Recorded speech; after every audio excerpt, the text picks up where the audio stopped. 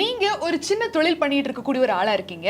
இந்த ஒரு தொழிலை அடுத்தபடி நான் மேல கொண்டு போகணும் அப்படின்னு யோசிச்சுட்டு இருந்தீங்கன்னா உங்களுக்கு எக்ஸ்போர்ட் பிசினஸ் ஒரு அருமையான ஐடியா. இந்த எக்ஸ்போர்ட் பிசினஸ் அப்படின்னு என்னன்னு பாத்தீங்கன்னா, இந்திய நாட்டுக்குள்ள இருந்துகிட்டே உங்களோட ப்ராடக்ட் அண்ட் சர்வீஸை விற்பனை பண்ணிட்டு இருக்கீங்க இல்லையா, நீங்க வெளிநாடுகளுக்கு உங்களோட ப்ராடக்ட் அண்ட் சர்வீஸை விற்பனை பண்ணலாம். அந்த ப்ராசஸ் தான் எக்ஸ்போர்ட் பிசினஸ்னு சொல்லுவாங்க. எதுக்காக நான் எக்ஸ்போர்ட் பிசினஸ் பண்ணணும் அப்படின்னு நீங்க ஒரு கேள்வி உங்களுக்கு வரலாம். ஏன்னா நம்ம இந்திய நாட்டில் இருக்கக்கூடிய ரிசோர்ஸ் அப்படி ஸ்டார்டிங்ல இருந்தே வெள்ளக்காரங்க நம்ம நாட்டுக்கு வந்த அந்த காலகட்டத்திலிருந்தே நம்ம நாட்டில் இருக்கக்கூடிய அந்த ரிசோர்ஸுக்காக தான் வந்தாங்க. ஸ்பைசஸ் ஆகட்டும், நம்ம நாட்டில் இருக்கக்கூடிய அந்த டெக்ஸ்டைல் இண்டஸ்ட்ரி ஆகட்டும், மற்ற விதமான ஹேண்டிகிராஃப்ட் பொருட்கள் ஆகட்டும், எல்லாமே அவ்வளோ அட்ராக்டிவாக நம்ம நாட்டில் மட்டுமே கிடைக்கக்கூடிய சில பொருட்கள் எல்லாமே இருந்துச்சு. இதை வெளியூருக்கு விற்பனை பண்ணி வைக்கிறப்போ அவ்வளோ லாபம் பார்க்கலாம். ஒரு நல்ல பிஸ்னஸை உங்களால் உருவாக்க முடியும்.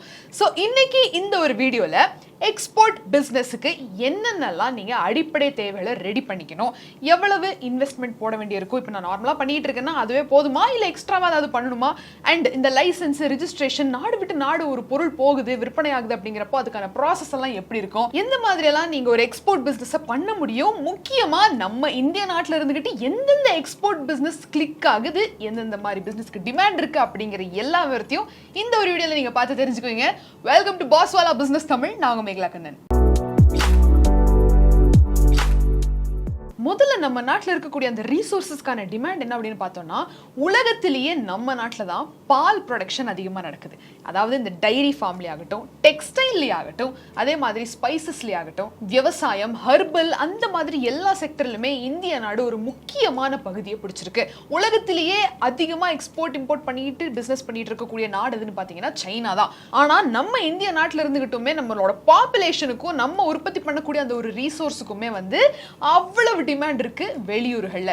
உள்ளூர்ல நீங்க பார்க்க முடியாத டொமெஸ்டிக் மார்ஜினை நீங்க அந்த பொருளை வெளியூருக்கு எக்ஸ்போர்ட் பண்ணி அவ்வளவு மடங்கு லாபம் பார்க்க முடியும். அதுக்கு தான் நம்ம இந்திய நாட்டில் இருந்துகிட்டு இந்த எக்ஸ்போர்ட் பிசினஸுக்கான டிமாண்டை நீங்க ஏன் பயன்படுத்திக்க கூடாதுன்னு நான் சொல்றேன். ஸோ பேசிக்கலி இந்த எக்ஸ்போர்ட் பிஸ்னஸை நான் ஸ்டார்ட் பண்ணோம் அப்படின்னா எப்படி என்ன நான் தயார்படுத்திக்கிறது, எந்த மாதிரி நான் இந்த ப்ராசஸ் எல்லாம் ஆரம்பிக்கிறது அப்படிங்கிறத பாயிண்ட் வைஸ் நம்ம ஸ்டெப் பை ஸ்டெப் பார்க்கலாம். ஃபர்ஸ்ட் ஆஃப் ஆல் நீங்க என்ன பிஸ்னஸ் பண்ணிட்டு இருக்கீங்க அப்படிங்கிறத தாண்டி எந்த ப்ராடக்ட்டை நீங்க தனிப்பட்ட முறையில் எடுத்து எக்ஸ்போர்ட் பண்ணணும் அப்படிங்கிறத முடிவு பண்ண வேண்டியது. Point number 1, choose your product. அதாவது எக்ஸ்போர்ட் பண்றதுக்கான ப்ராடக்ட் ஒன்றை நீங்க டிசைட் பண்ணணும். உதாரணத்துக்கு மசாலா நான் தயார் பண்ணிட்டு இருக்கேன், மசாலா மேனுஃபேக்சரிங் பண்ணிட்டு இருக்கேன்னா மசாலா பொடியை நீங்க கிளிக் பண்ணி அது உங்களோட ப்ராடக்ட் நீங்க வச்சுக்கலாம். அடுத்ததா நான் காட்டன் சம்பந்தப்பட்ட எல்லா விதமான ப்ராடக்ட்ஸுமே நான் எக்ஸ்போர்ட் பண்ணலாம்னு இருக்கேன் அப்படின்னா அந்த ப்ராடக்ட் நீங்க சூஸ் பண்ணலாம்.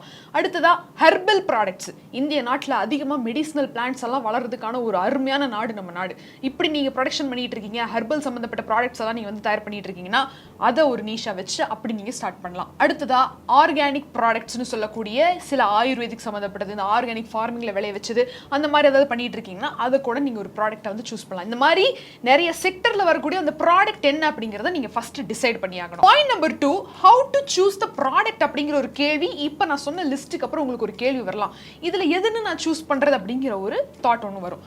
என்னன்னா, இந்த ப்ராடக்ட்ல எது ஹை டிமாண்ட்ல இருக்கு, எந்த ஒரு பொருள் நம்ம நாட்டில் அதிகமாக விலை போகல, லாபமே இல்லை அப்படிங்கிற பொருள் வெளியூருக்கு அனுப்பிச்சு வச்சா அதை விட பல மடங்கு லாபம் பார்க்கலாம், அதுக்கான டிமாண்டும் அந்த மாதிரி இருக்கு அப்படிங்கிற பொருளை ஆராய்ச்சி பண்ணி அந்த டிமாண்ட் எதுங்கிறத கண்டுபிடிச்சு தான் நீங்க இந்த ப்ராடக்ட் எது அப்படிங்கிறத சூஸ் பண்ணணும். நான் முன்னாடி மென்ஷன் பண்ண அந்த ஃபீல்ட்ல இருக்கக்கூடிய எந்த ஒரு ப்ராடக்ட்டுமே அதிகமான டிமாண்ட்ல இருக்கக்கூடிய ஒரு ப்ராடக்ட் தான். அடுத்ததா நீங்க விற்பனை பண்ணக்கூடிய அந்த ஒரு ப்ராடக்ட்டுக்கு ஷெல்ஃப் லைஃப் இருக்கா இல்லையா அப்படிங்கிறத நீங்க நல்லா டிசைட் பண்ணிக்கோங்க. ஏன்னா ஃபார் எக்ஸாம்பிள் ஒரு ஆர்கானிக் ப்ராடக்ட் வச்சுக்கலாமே, அது ஒரு சாப்பிட்ற பொருளாக இருக்கலாம், இல்லை நிறைய ஈட்டபிள்ஸாக இருக்குது அப்படின்னா அது ஒரு நாடு விட்டு நாடு போகிறதுக்கு சில நாட்கள் ஆகும், சில மாதங்கள் ஆகும். அப்படிங்கிற பட்சத்தில் இது எல்லாமே ஸ்பாயில் ஆயிராமல் ஷெல்ஃப் லைஃப் அதிகமாக இருக்கக்கூடிய அந்த ஒரு ப்ராடக்டாக நீங்கள் டிசைட் பண்ணிங்கன்னா ரிஸ்க் கம்மி. அதே மாதிரி அந்த டென்ஷன் இருக்காது, எப்பா இதுக்குள்ளே போயாகணும், இந்த டெட்லைன் தொல்லை இருக்காது. அந்த மாதிரி ப்ராடக்டாக நீங்கள் சூஸ் பண்ணிக்கலாம். Point number 3, register your business. அதாவது முக்கியமாக இம்போர்ட் எக்ஸ்போர்ட் பிஸ்னஸ் நீங்கள் பண்ணணும் அப்படின்னு விருப்பப்பட்டுட்டீங்கன்னா ரிஜிஸ்டர் பண்ணி ஆகணும். ஃபர்ஸ்ட் ஆஃப் ஆல் நீங்கள் சாதாரணமாக ஒரு பிஸ்னஸ் பண்ணிட்டு இருக்கேன் ஆனால் அதை ரிஜிஸ்ட்ரேஷன்லாம் பண்ணல அப்படின்னா கண்டிப்பாக ஒரு பொருளை நீங்கள் எக்ஸ்போர்ட் பண்ணுறதுக்குன்னு போனதுக்கப்புறம் ரிஜிஸ்ட்ரேஷன் அவசியம். ஃபார் எக்ஸாம்பிள் நீங்கள் தனியாக பண்ணிட்டு இருக்கீங்க அப்படின்னா ப்ராப்பரேட்டர்ஷிப்பில் வரும், அந்த ஒரு ரெஜிஸ்ட்ரேஷன் பண்ணியிருக்கணும். அப்படி இல்லைனா நாங்கள் பார்ட்னர்ஷிப்பாக பண்ணிட்டு இருக்கோம் அப்படின்னா அந்த பார்ட்னர்ஷிப் ரெஜிஸ்ட்ரேஷன் நீங்கள் பண்ணி ஆகணும். இல்லை நாங்கள்லாம் குரூப்பாக சேர்ந்து பண்ணுறோம் அப்படின்னா அந்த பிரைவேட் லிமிடெட் அந்த ஒரு ரெஜிஸ்ட்ரேஷன் இருக்கணும். ஸோ இந்த ரெஜிஸ்ட்ரேஷன் எல்லாம் நீங்கள் கண்டிப்பாக முடிச்சதுக்கப்புறம் தான் இந்த ஒரு ப்ராசஸை நீங்கள் அடுத்த ஸ்டெப் கொண்டு போக முடியும். ஸோ பிஸ்னஸ் ரெஜிஸ்ட்ரேஷன் ரொம்ப ரொம்ப அவசியம். அதே மாதிரி இந்த உத்தியம் ரெஜிஸ்ட்ரேஷனுமே ரொம்ப ரொம்ப ஹெல்ப்ஃபுல்லா இருக்கும். இந்த மாதிரி ப்ராசஸ்க்கெல்லாம் கண்டிப்பா அதையும் பண்ணி வச்சுக்கோங்க. பாயிண்ட் நம்பர் 4, ஓபன் அ கரண்ட் பேங்க் அக்கவுண்ட். உங்ககிட்ட சேவிங்ஸ் அக்கவுண்ட் இருந்திருக்கலாம், இல்ல வேற ஏதாவது ஒரு அக்கவுண்ட் இருந்திருக்கலாம், இல்ல அக்கவுண்டே இல்லாம கூட இருந்திருக்கலாம். ஆனா ஒரு பேங்க்ல கரண்ட் அக்கவுண்ட் மெயின்டைன் பண்றது ரொம்ப ரொம்ப அவசியம். ஏன்னா ஃபாரின் எக்ஸ்சேஞ்ச் நடக்க போகுது. வெளியூர்ல நீங்க வந்து அந்த பொருளெல்லாம் விற்பனை பண்ண ஆரம்பிக்கிறப்போ ஏற்றுமதி இறக்குமதிக்கு ஃபாரின் எக்ஸ்சேஞ்ச் வந்து நடக்கிறதால உங்களுக்கு கரண்ட் அக்கவுண்ட் ரொம்ப ரொம்ப அவசியமானது. கண்டிப்பா ஒரு கரண்ட் அக்கவுண்ட் வச்சுக்கோங்க பேங்க்ல. அஞ்சாவதா முக்கியமான ஒரு பாயிண்ட், நீங்க ஒரு எக்ஸ்போர்ட் இம்போர்ட் பிசினஸ் ஸ்டார்ட் பண்ணணும் அப்படின்னு நினைச்ச உடனே இந்த ஒரு விஷயம் இல்லாம உங்களால பண்ணவே முடியாது. லீகலா நீங்க மூவ் பண்ணணும் அப்படின்னா இந்த ஐஇசி கோட் அப்படிங்கிறது ரொம்ப ரொம்ப அவசியமானது. இந்த ஐஇசி கோட்னா ஒண்ணும் இல்ல, இம்போர்ட் எக்ஸ்போர்ட் கோட். இந்த கோடு வந்து ஒரு 10 டிஜிட் கோடுங்க. இது யார் கொடுப்பாங்கன்னு பாத்தீங்கன்னா நம்ம இந்திய நாட்டோட ministry of commerce and industry இதை வந்து வழங்குறாங்க. அதாவது directorate general of foreign trade அவங்க தான் வந்து இந்த ஐஇசி கோடை வந்து வழங்குவாங்க. இந்த directorate general of foreign trade அப்படிங்கிற ஒரு வெப்சைட் ஒன்று இருக்கு. அந்த வெப்சைட்டுக்கு போய் ஃபர்ஸ்ட் அவங்க இதுல ரிஜிஸ்ட்ரேஷன் பண்ணிக்கங்க. எக்ஸ்போர்ட் பிசினஸுக்கு அவங்களோட ரிஜிஸ்ட்ரேஷன் ரொம்ப ரொம்ப முக்கியம். ரிஜிஸ்டர் பண்ணி முடிச்சுட்டு கீழே ஒரு ஆப்ஷன் இருக்கும், அப்ளை ஃபார் ஐஇசி கோட் அப்படின்னு. அங்க போனீங்கன்னா உங்க Aadhaar detail, PAN detail, business detail எல்லாமே கொடுத்து ஐடென்டிஃபிகேஷன் ப்ரூஃப் எல்லாம் முடிஞ்சதுக்கு அப்புறம் 2-3 நாள்ல அவங்க வெரிஃபை பண்ணி உங்களுக்கு உங்க மெயில் ஐடிக்கு இந்த கோடை வந்து அனுப்பிச்சு கொடுப்பாங்க.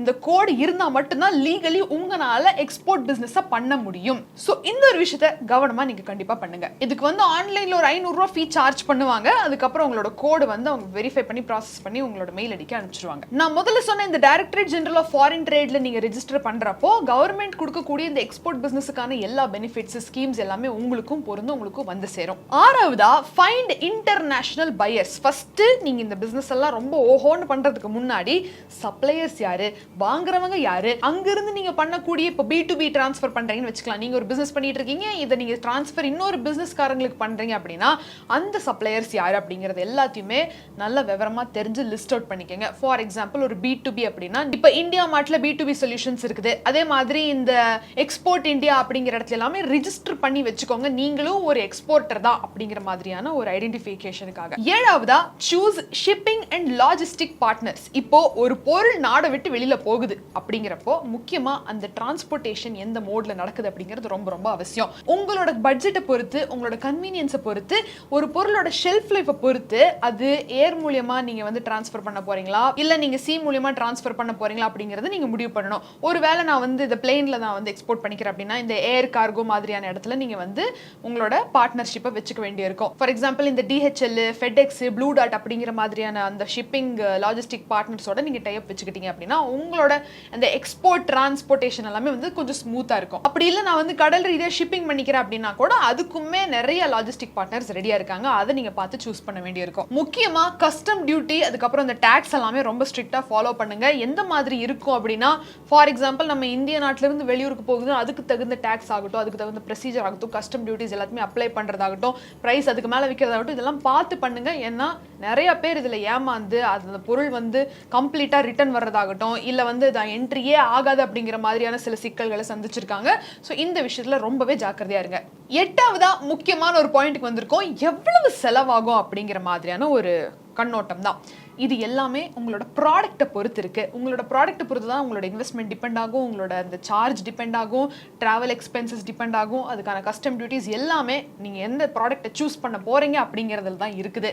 ஃபார் எக்ஸாம்பிள் ஒரு ட்ரை ஃப்ரூட்ஸ் பிசினஸ் வந்து நான் பண்ணிட்டு இருக்கேன், இம்போர்ட் எக்ஸ்போர்ட் பண்ணணும் அப்படின்னு விருப்பப்பட்டீங்கன்னா அதுக்கு ஒரு 2 to 4 லட்சம் ரூபாய் கையில வச்சுக்கிட்டா தான் உங்களால சேஃப்டியா அந்த ஒரு ஃபைனான்ஸையும் டீல் பண்ண முடியும், அதே மாதிரி இந்த பிசினஸையும் கேர்ஃபுல்லா பண்ண முடியும். ஸோ இந்த மாதிரி தான் ரேஞ்ச் இருக்கு ப்ராடக்ட் பேஸ்ல. 9வதா, இந்த பிசினஸ் பண்றதுக்கு என்கிட்ட என்ன மாதிரியான லைசன்ஸ் வேணும் அப்படின்னு கேட்டீங்கன்னா ஒரு ஃபுட் பிசினஸ் பண்ணிட்டு இருக்கீங்கன்னா FSSAI கம்பல்சரியா வேணும்.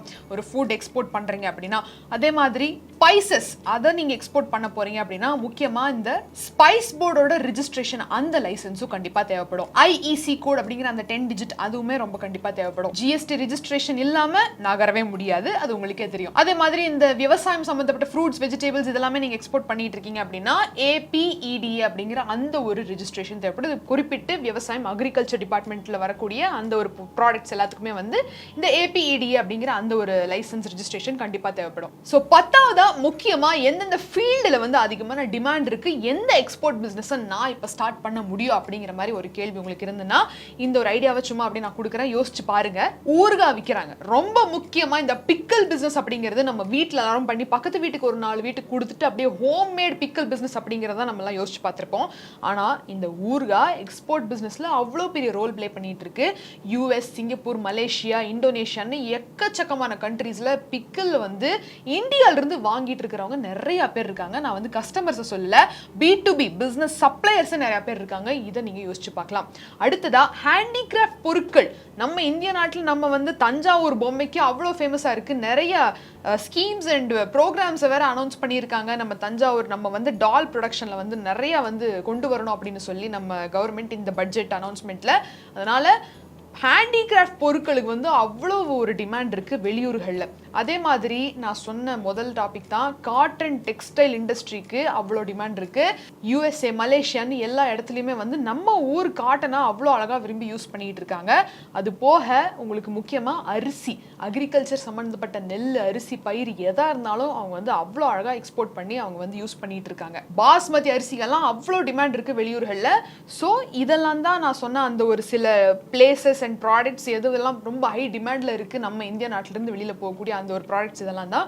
இதுக்கு காம்படிஷன் அப்படின்னு பார்த்தீங்கன்னா நம்ம நாட்டில் இருந்துக்கிட்டு எக்ஸ்போர்ட் பண்ணிட்டு இருக்கிறவங்க ரொம்ப கம்மி தான்.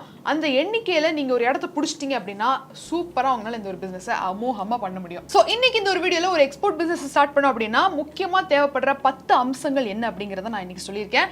இது போக உங்களுக்கு ஏதாவது டவுட்ஸ் அண்ட் குவரிஸ் இருக்குது அப்படின்னா கண்டிப்பாக காமெண்ட் செக்ஷனில் தெரியப்படுத்துங்க. அதுக்கான விடையாக ஒரு வீடியோவை நம்ம கண்டிப்பாக அப்லோட் பண்ணலாம். அண்ட் இதை விட உங்களுக்கு எக்ஸ்ட்ராவாக ஏதாவது நம்ம வந்து எக்ஸ்பர்ட் கிட்ட டைரெக்டாக பேசணுமே, எக்ஸ்பீரியன்ஸ் ஆனவங்க கிட்ட பேசணுமே அப்படின்னு விருப்பப்பட்டீங்கன்னா நம்ம பாசல் அப்ளிகேஷனில் இருக்கக்கூடிய அந்த ஒரு எக்ஸ்பர்ட் கனெக்ட் அப்படிங்கிற அந்த ஒரு ஆப்ஷன் மூலமா நல்ல இந்த துறையில் பயங்கர எக்ஸ்பீரியன்ஸ் உள்ளவர்கள்கிட்டயே நீங்கள் பேசி உங்களோட டவுட்ஸ் அண்ட் குவரிஸை தீர்த்துக்க முடியும். ஸோ இந்த மாதிரி ஏதாவது வீடியோ உங்களுக்கு வேணும், இதை பற்றின இன்ஃபர்மேஷன் போடு அப்படின்னு விருப்பப்பட்டீங்கன்னா கண்டிப்பாக காமெண்ட் செக்ஷனில் தெரியப்படுத்துங்க. அந்த வீடியோ அப்லோட் பண்ணிடலாம். மீண்டும் ஒரு சுவாரஸ்யமான பகுதியில் நான் உங்களை வந்து சந்திக்கிறேன். Until then, it's Meghla Kannan signing off. நன்றி, வணக்கம். Boss Wala. Be the boss.